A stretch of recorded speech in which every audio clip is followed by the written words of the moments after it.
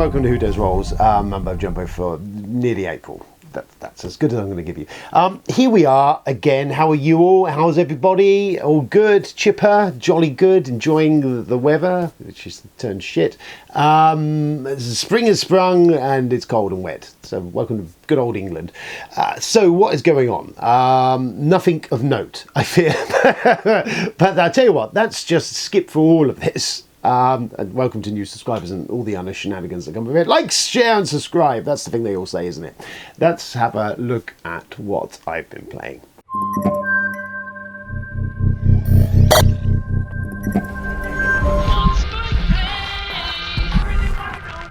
Played. On last week I got a chance to play Twilight Inscription, which is the roll and write version of Twilight Imperium, essentially. Very abstracted, but that's the gist of it. So me, Ben and Robbie sat down and we played it on Friday. I did very well at it. I scored a lot of points. We had a wobble at the start. We got some of the rules wrong early doors, but then we got it. Where to begin? It's a big roll and write. It ends up with you have 4 sheets that you are controlling throughout the game to give you various things to do, like so. So you've got a navigation sheet here, and you're essentially doing is during the game you pull a card. And they will give you maybe some resources or something to do. And there's about 4 or 5 types of cards. There's strategy cards. Whenever a strategy card is pulled, then you get to roll dice and spend the dice and do stuff, and they might have extra bits on them. There's also cards that relate to a war. There's also cards that relate to trade and also industry and stuff. So there's certain stuff that events activate every round, and you do something related to it. When there's a strategy event, you essentially activate one of the 4 sheets that's in front of you. These are the 4 sheets, and you do stuff on it. You spend the dice resources to do it. So there's an expansion sheet, which is basically to do with planets. There's a navigation sheet here, which is to do when you spend the points on them, you kind of move across the galaxy, and as you claim things, you can either use those planets to use stuff on this sheet, or you can get resources that maybe are used on this sheet. So there is a little bit, but usually you activate a sheet, do all the stuff on that sheet. Some stuff potentially can be used later on by spending on one sheet to use on another one. There's Mythical Rex on there. So if you play TI4, then you'll kind of be in the vibe of it. There's tech you can get unlocked by getting certain symbols. You can unlock extra dice. And they're all kind of sheets the same. So they all come with a B side, which means they're all identical, and then on the opposite side there's an A side, which means there is a synchronous play, whereas everyone's got a little bit of different stuff going on, how the layout of the sheet and all this. So yes, I've covered the navigation sheet, so that's the move around the galaxy. The planet one is you unlock these planets from the planets you've unlocked in here, and then you get to do rows and columns and gain resources. Again, you get resources and stuff and activate and do things. And likewise on this, where you can move across this area by scrapping or selecting things, and that opens up more resources down here. There's trade goods and there's voting you can use, which you can spend the votes later on when there is a vote. And there's like score tracks here for gaining items and supplies, which rack up the points, where I scored a shit ton of points with. There's also a Warcraft board, a warfare board, and essentially what this does is it slowly escalates up the page on the sheet. So you start here and you're filling your units in here, which basically when you build a unit, they are lines. They're lines like battleships. Think of it like battleships, and you can build a ship on top of these symbols and gain the resources. And every time there's a combat card move, this kind of theatre of war advances up. And once there is a fight, you basically fight your neighbours on the left and right, base 7 wonders-ish, and whatever dots that you've filled in, how many ships you've got on your side, it will equate to a value, and you attack your neighbour with it. If you win, you have the higher value, then you get the perk at the top of whatever that zone is you're beating. If you lose some stuff. And that's pretty much how the game works. We played using there's like a 4 or 5 page sheet which kind of walks you through each of the 4 sheets and kind of sets you up and kind of gets the engine rolling, gets you an idea of some bits you should be doing, kind of lays the ground rules and gets you going. And it was pretty useful, actually. It was pretty good. It was it was good to get us rolling and understanding what's going on. You have, on top of the sheets, you have different characters or alien races that you can be, which are all compared to the board game, the TI4 game. And you have one of those cards as well, which they give you different kind of, not game breaking, but perks that you can use to manipulate other stuff during the game. And they're all different, and they all kind of thematically tie into stuff from the base game. And they were kind of cool. We've played a couple of them. We haven't played all of them yet. And then there's objectives you get, and there's obviously the votes, the agendas you can vote on. There's also, when you're on the navigation board, you can also find relics. So there's a couple on each board. There's a couple of relics. If you can get to them, you pull a relic card, and they're the ones I saw. Most of them are quite powerful. They give you a lot of victory points, and often will give you a leap or perk or some other good shit that's going on here. So. All of that done and said, it plays long. It did play long. The first game we played was a good couple of hours. I think once you know what you're doing with it, I think you could bring that down. But I still think with 4 more players, it's gonna roll long. But yeah, so where am I coming down on it? As a roll and write experience, say that 4 times fast. Yes, I think it does. It's quite good as a roll and write. I'm not the world's biggest roll and write fan, if I'm honest with you. I find a lot of them kind of like. This at least had the advantages of the TI4 vibes to it, the Twilight Imperium vibes to it, and whilst abstracted, I kind of got what it was doing. And I quite liked that there was a lot to do between the 4 boards, so that you can unlock stuff here and then you kind of spending it later on there. There's a lot of moving parts as the game progresses. At early doors, you're like, okay, I get it, I'm doing this and this and this and this. But later on, there's just a lot of stuff that you've got spinning around. And you can use trade goods on things, and you have to remember that you had them to spend. Oh shit, yeah, I had them to spend. And the votes are kind of, the votes feel a little bit anticlimactic. The votes we had were okay, and you can vote on them, and you have about 3 or 4 votes during the entire game. However, none of them felt like they were massively swaying anything one way or the other. Really, I think I'll play a few more games, we might see more of that, but that felt a bit weak sauce, whereas some of the agendas and votes you can vote on in Twilight Imperium kind of can really kind of change the whole kind of where the game's going and what's going on, whereas these felt a little bit like lacking in some way. But yeah, I scored a shit ton of points. Robbie did terribly. I don't think he was grokked what he was doing at all. It was a bit of a disaster for him, I think, and Ben, I think, was a little bit behind me.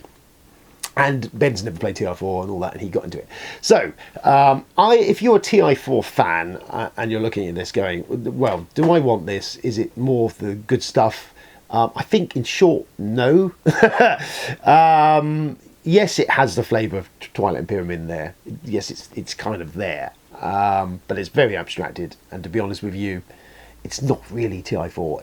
It's you're doing a roll and write with a thematic-y ties to TI4. You don't feel like it's a 4X to a certain extent, because it's supposed to be a 4X. Yes, you are exploring areas and you are fighting and you are doing stuff. So I suppose, yes, it's doing that 4X stuff. I don't know what I expected out of this. But yeah, so I don't know. I'm a little bit on the fence on it at the moment. I didn't dislike it. I quite enjoyed what it was doing, and it's definitely an engine building game. It's more engine building than anything else, and it's kind of getting that thing going. What I would like, and I will play again hopefully soon, is to try out where the other side of the boards, the A side boards, where we're not all on the same playing field.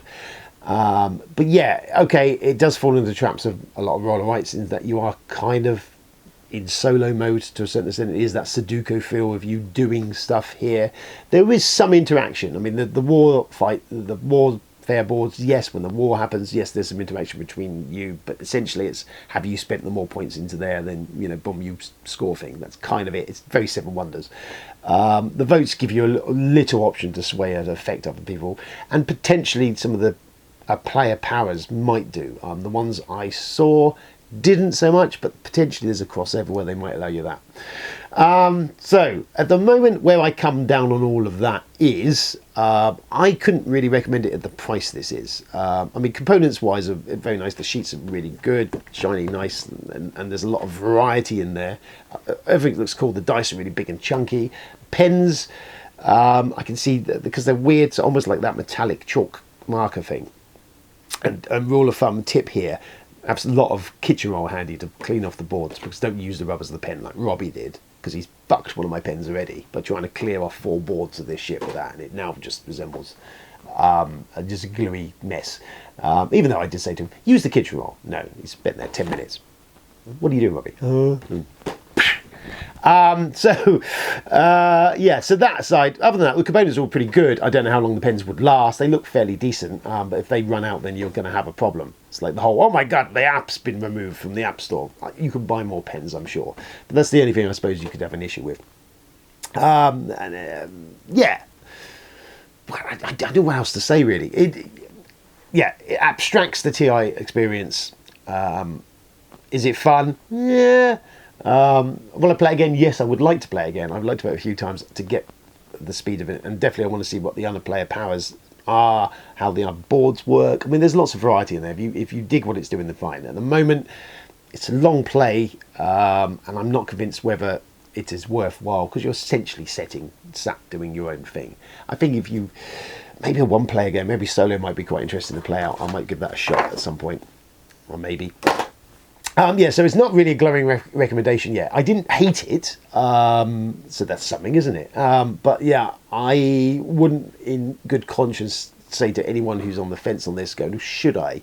I don't know. If you're a huge Twilight Imperium fan, then I don't think this is enough to make you go, oh, I need this. But yeah, there you go. So there's Twilight Inscription, a first sort of look at it. I will play it some more, hopefully, in the coming weeks, to give it another go, to get a bit more of a feel for it. But yeah, I wasn't turned off for it. I wasn't totally disliking it. I don't hate it. I enjoyed what it was doing. I'm just very much fence-sitting at the moment, because I'm not entirely convinced it's that fantastic. But we'll see. There's not a glowing recommendation for that. But yeah, wait and see. Wait and see at the moment, I think, on that one. What else is going on? Frosthaven, we've clearly been playing more of that. So a plan is, I think we're going to play a couple more games, and then we're going to put a pin in it for a moment and just play some other stuff, because I know Tony has a backlog. I'd like to play this again. I'd like to play Dune Imperium with the new posh stuff and other stuff. Frosthaven itself, it is still evolving. What I will say, a critique of it, which is very good, is a lot of the level design we're coming across. It's quite innovative and quite cool. There was one we played the other day where you had 2 levels of dungeon, and you actually had to send one person up, and only one could get up to this next level, this next tier, to fight like a boss creature. What was bombarding us, and the others had to kind of control the zone below and take out as many as they can, because they were healing the boss. It was a cool little level design, and just like something else going on, having a strategy and have a think and have what you're doing, which is cool, which is something Gloomhaven never really did. Gloomhaven was very much go into a dungeon, rinse, repeat, kill everything, move on. I think I covered it last video. But yeah, I'm really enjoying the innovation of them. It just feels like there's some cool stuff going on. We might well come in close to retiring a character soon. I think Tony's lost the will to live with his character. He's really struggling to get his head around it. It was supposed to be a complicated character, and I had originally tempted to play it myself, but I wasn't precious about what I was doing. I think he's struggling. But yeah, other than that, yeah, for cool, I think we'll finish off the little run we're on, and then I think we'll have a pause at that point. And if anything else dramatic happens, I will report back. But yeah, that's what's going on with that. All that stuff there. I'm trying to think if we played anything else. I don't think that's it. I think that's it, other than Century Spice Rev, some other bits we played, but nothing else. That's what we've been playing. I'm intercutting here. This is future Mike, coming back to past Mike. Something I did forget to mention is Food Chain Magnate. Ben brought that along, and after we'd finished Twilight Inscription, he said, "Hey, I've got Food Chain Magnate," and I was like, he's mentioned it a couple of times. It's a splatter game, graphic design.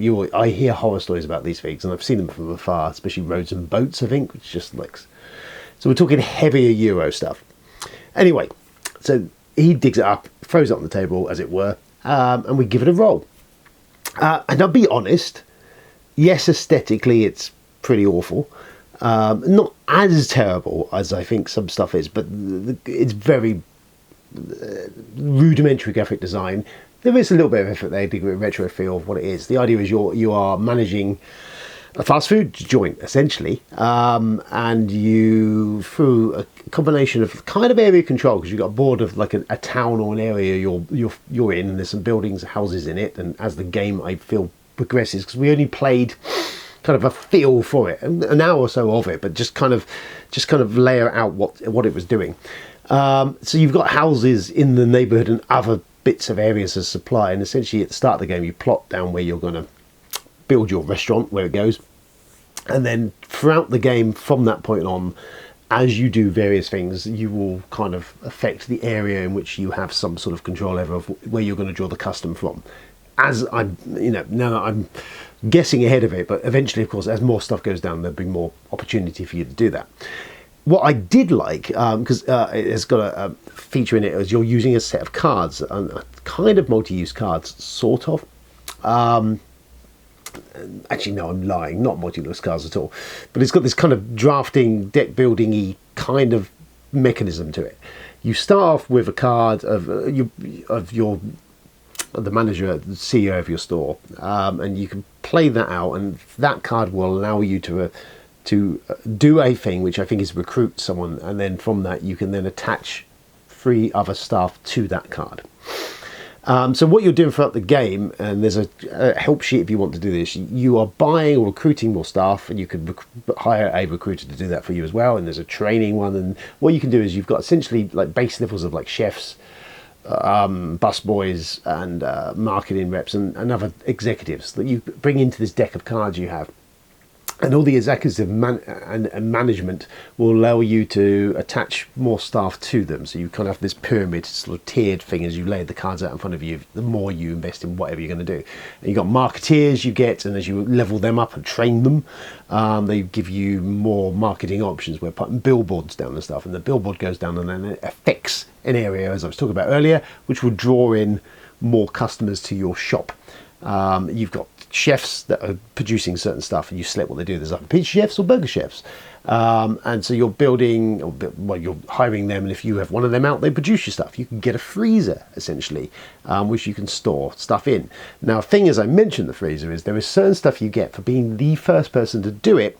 You get these kind of perk cards, and it is only in the round it's activated, and only the people that do it for the first time, and more than one of you can do it, as long as you all do it in that same round, you get these perk cards, and it does seem some of them are significantly more powerful than others. I think the freezer is one that does pop up. There's others that give you like permanent marketing, there's others that give you perks to what other trainees or stuff can do, and all of them seem kind of swingy and almost game-breaking-y almost, in they're quite powerful, and if you miss out, I think you could trail on some of that stuff. So that's all related to the first to put something out, or the first to train something, or the first to do something else. When we were playing, I did find a lot of stuff was happening very quickly. Oh, you've put this out. Oh, you've done it. Oh, bing, bing, bing, bing, bing. So keeping track of that, it's kind of definitely slow and steady.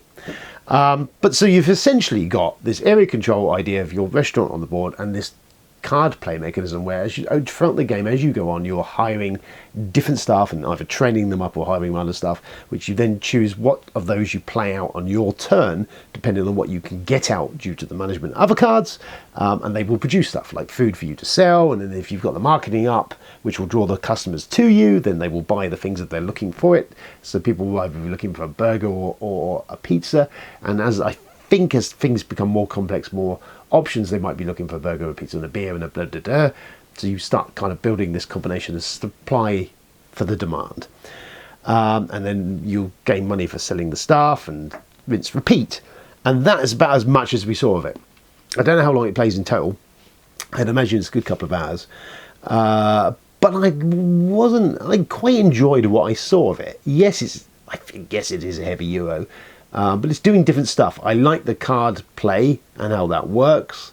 I'm not sure how I feel about the achievement stuff popping up, which is cool, but that does seem to be very swingy, and as I said, and if you miss out on a couple of those core ones, you could really struggle against someone else. But I am interested in playing it again. I am interested in seeing how that all kind of evolves as you play it through an entire game. But it's nice to kind of have that grounding we've had in it now, so potentially, hopefully, some point down the next couple of weeks, we'll maybe be giving that a blast. But that was Food Chain Magnate. from I think Splotter Games. I think that's what they are. They're quite expensive usually, quite hard to get hold of, or they're definitely a premium price for what I'd say, maybe not premium components. I think this comes with like paper money and some other shit, which Ben's switched out for some chips. Other than that, the components are fine. Graphic design is bland, but some of it is evoking that 1950s Americana kind of feel vibe, which kind of worked. It just you think you're left going, yes, it could, for probably the price it is, be really polished and really, we've seen some gorgeous stuff out there. However, if the game is tight and good and does what it does really well, then I'm willing to, I can pass muster on that. It isn't all about the looks. There is undersurface stuff. I don't know where I'm going with this analogy. But yeah, so it's a good game. It looks like it's a solid game, so I can look past its rather bland attire to what gems and heart and joy is underneath all that. Yes, that means something somewhere, I'm sure. In other channels, it's bollocks, mate. I'm talking absolute fucking bollocks. But yeah, it looks shit, but it plays much better than it looks. Anyway, on with the rest of the video.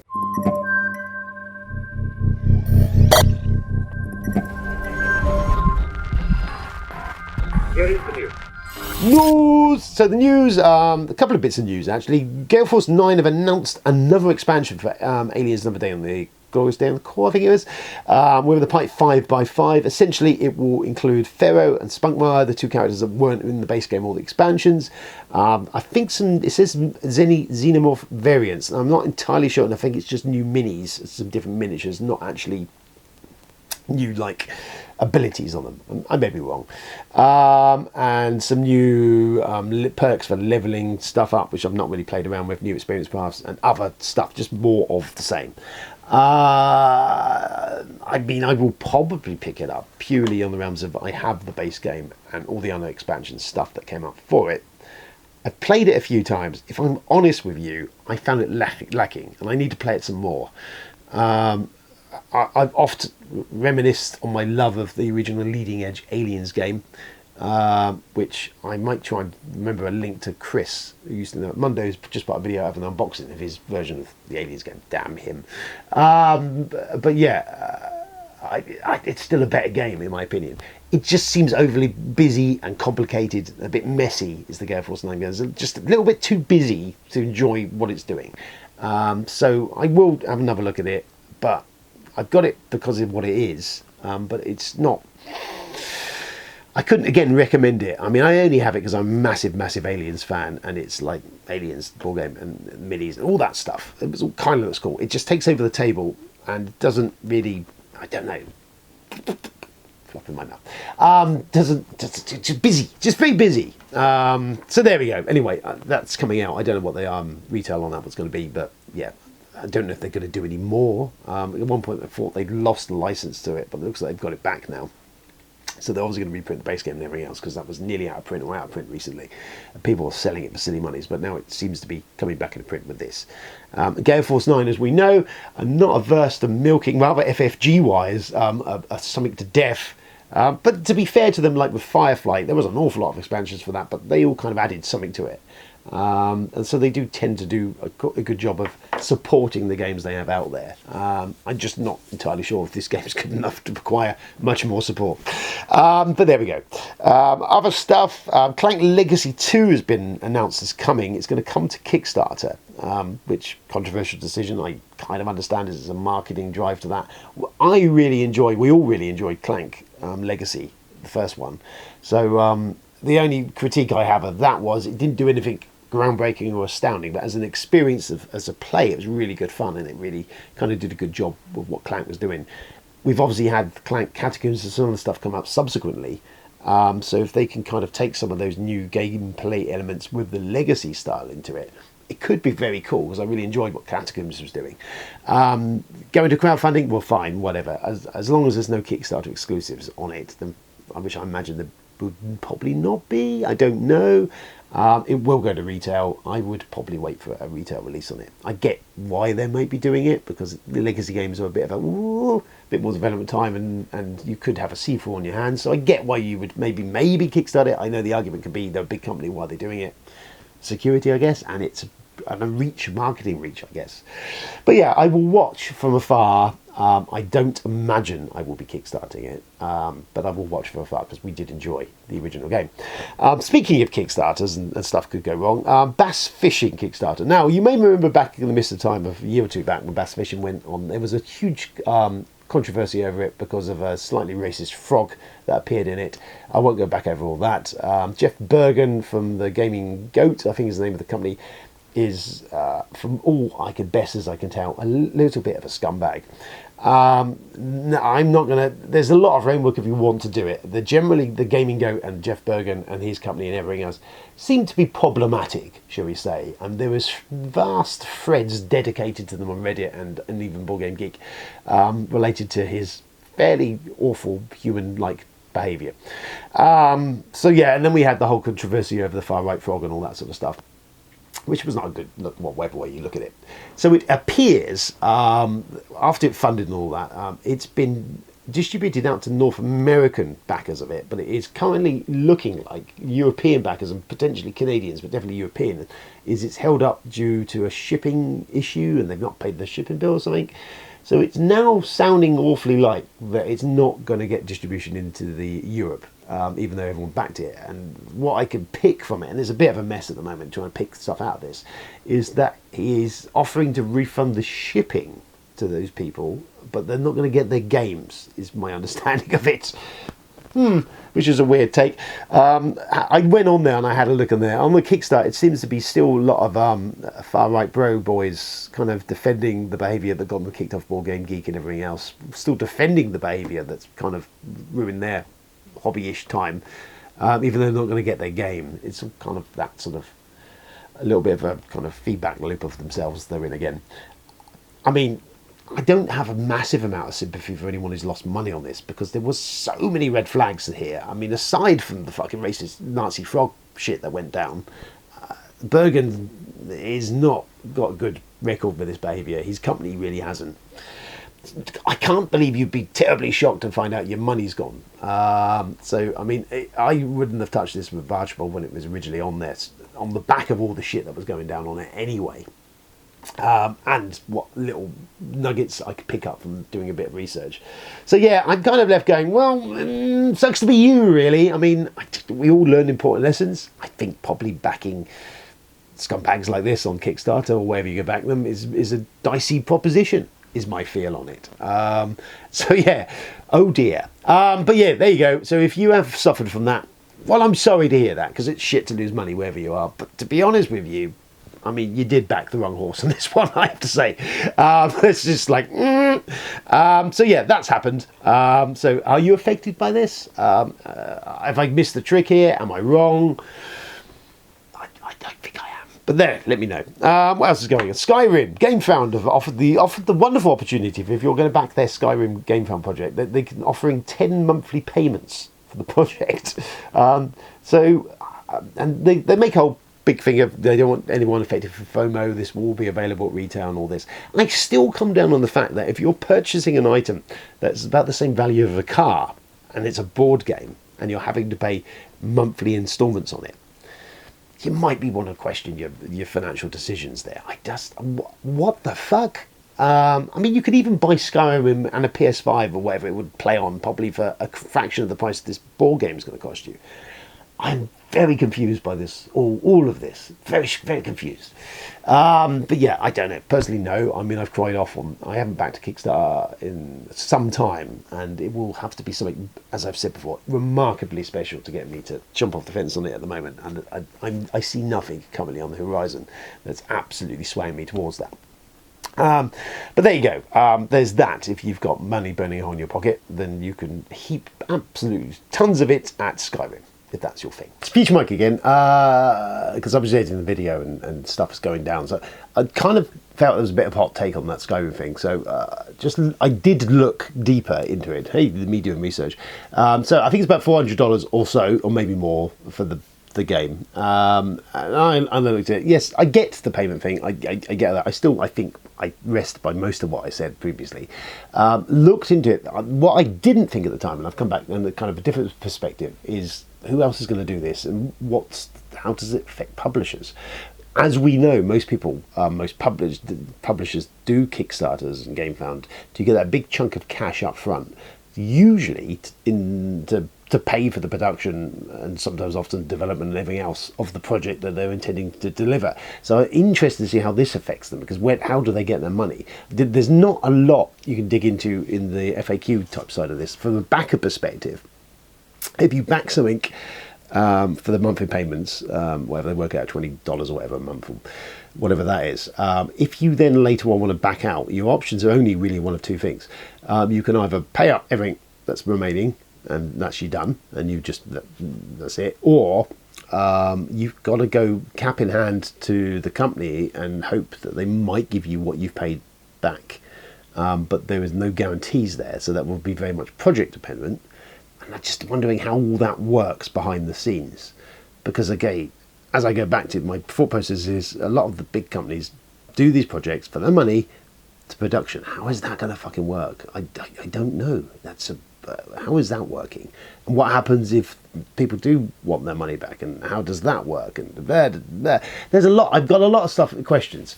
I'm interested to see how this runs. I mean, it's hitting backing, and I know I've seen people post stuff saying actually they've taken advantage of the deal, and yeah, maybe it is a good deal. I suppose in some ways I just think, it's a credit. It's essentially a credit agreement, and I don't even know how that would sit in UK law or what.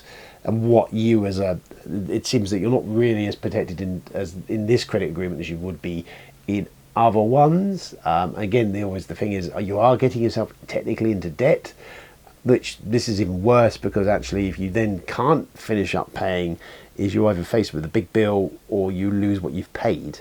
So I don't know. Anyway, as I say, perhaps if you're having to spend that sort of cash on a board game, do you need it? Do you need to pay that in cash? And how many times have we done that? I've paid, I've done a couple of big Kickstarters. I mean, we did Frosthaven as a group, and it's been played to death. But I certainly can think of a few things, like some Core Mini stuff and other things, even Ankh, and I really quite enjoy Ankh. But, that was over $100 more of stuff there. Have I used that enough? No, I have not played nearly enough of that. Have I seen all it's got to offer? No, I have not. And I've got other big games subsequently come along, and when is that getting back to the table? Have I got my value out of that?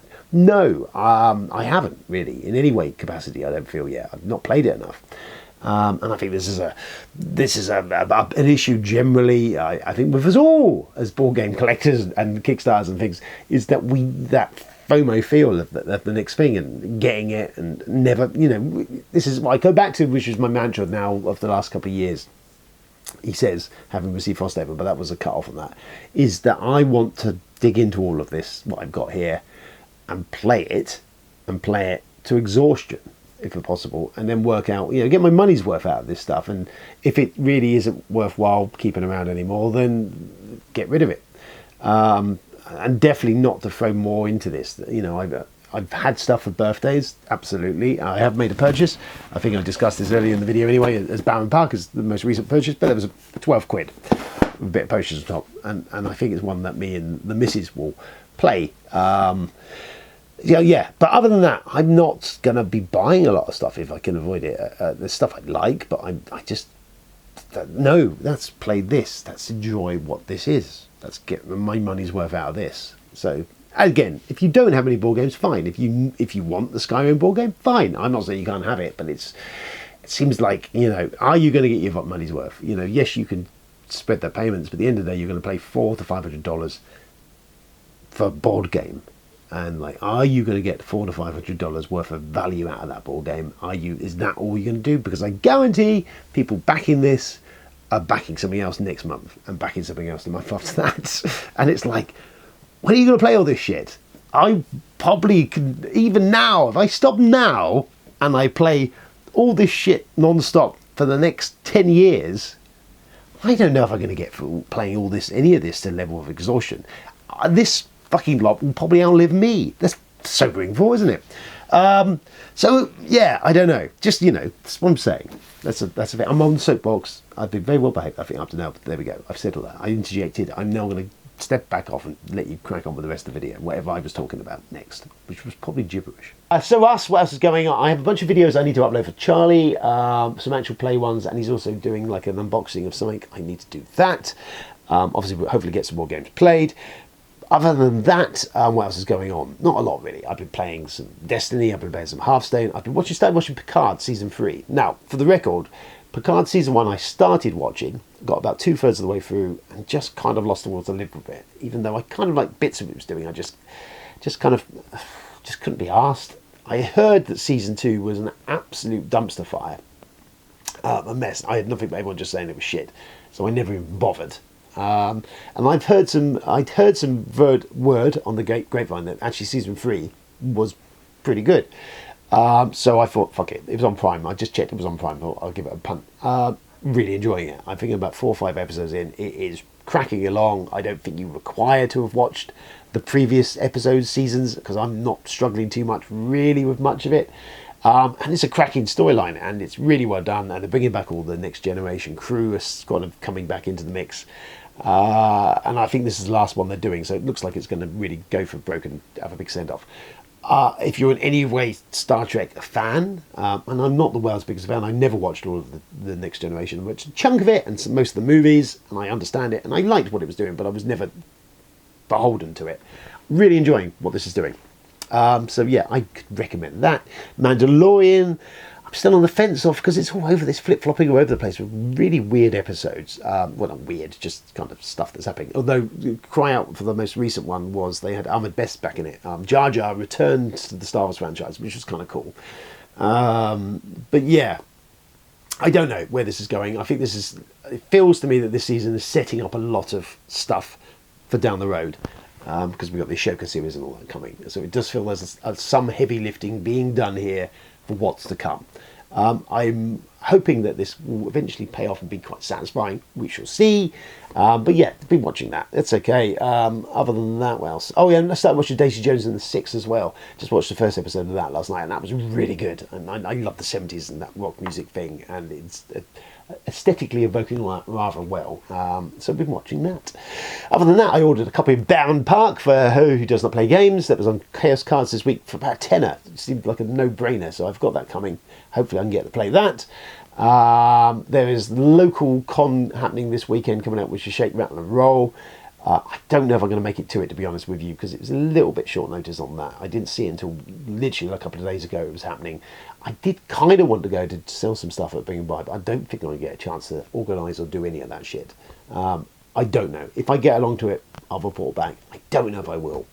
And that's it, really. I am now going to decline. So I'm off to a funeral today, which sucks balls. My granny, Great Granny Barnes, sadly passed away the other week at the ripe old age of 102. So I salute to her, because she had a good innings. Spent a lot of time with my gran. She was a big horror movie fan. I spent a lot of time, took her to cinema many times to see horror movies and stuff. She liked the shit that I liked. So I loved her dearly for that. And we used to play a lot of board games when we spent time out there with her. So, you know, she was kind of somewhere in my DNA.